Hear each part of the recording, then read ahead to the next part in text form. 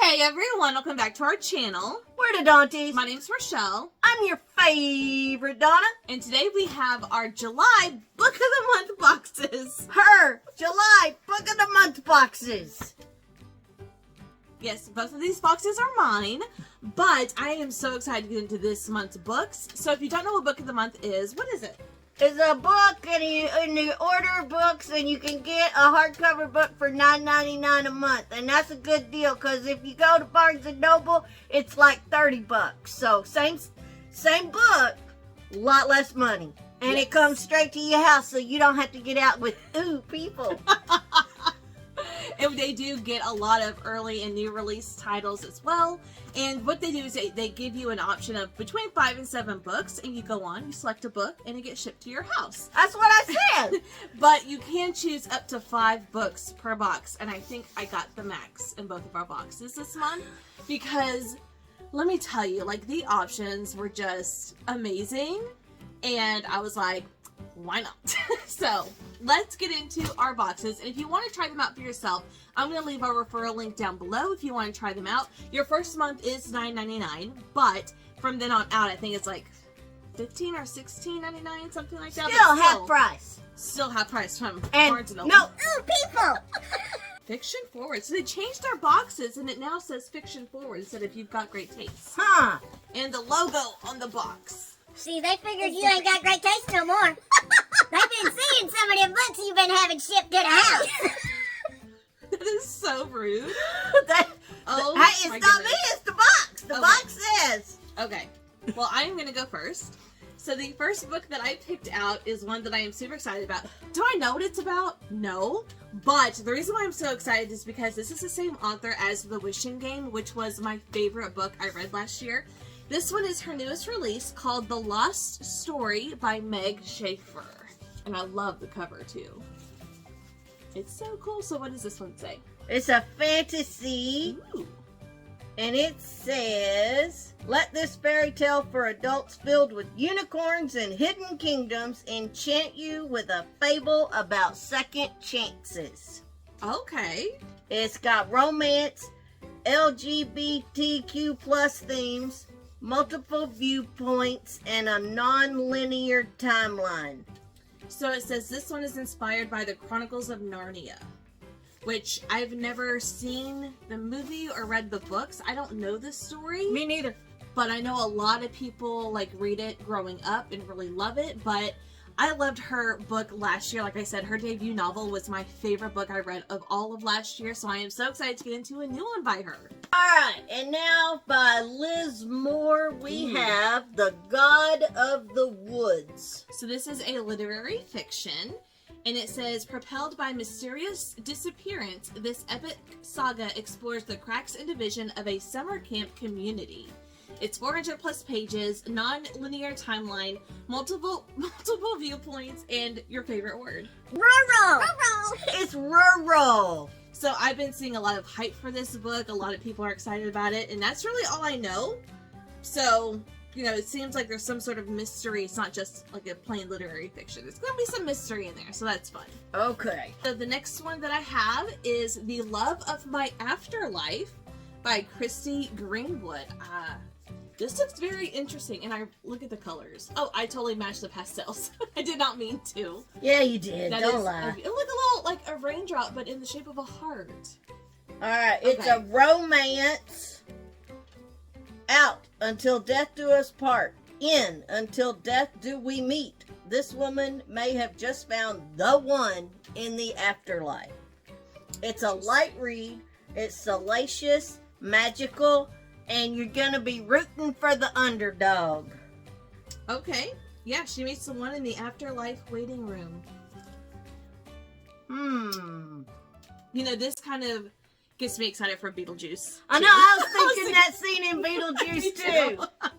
Alright, House Ooh. of Glass by Sarah Pekkanen. Yes, this one I am excited about. So this one is a thriller. It's an early release, and it says, who killed the nanny? That question lies at the heart of this story of a family coming undone in a creepy DC mansion. It's psychological, it's creepy, has marriage issues, and it's a whodunit. I bet I like this one. Is that, hold on, what's on the spine? Is it like a crack? It's broken glass. Oh, okay, I see. It's kind of like all over the cover. So the house of glass is broken. Interesting. I bet I'll read that one. I like Sarah Pekkanen novels. Alright, the next one I have is The Same Bright Stars by Ethan Joella. Now, I read a book by this author last year, A Quiet Place, I think it was called, or A Quiet Life. I really enjoyed it. So, let's see what this one is about. Locals and tourists are welcome to this beachside story about family drama, second chances, and sharing good food. Hey, I'm all about the good food. Oh, it's emotional. Oh, no. It's inspirational. Non-linear timeline. And it says foodie. Oh, hey! So there's going to be lots of good food in that one. So I was just really drawn to this cover. It's very summery. Like, I don't know. It just seemed like something I would enjoy. So I'm excited to read that one. Tell me all about the food. Okay. Incidents Around the House by Josh Mallerman. You guys, I did read this one through my library. So I am very glad I own it. Because, oh boy.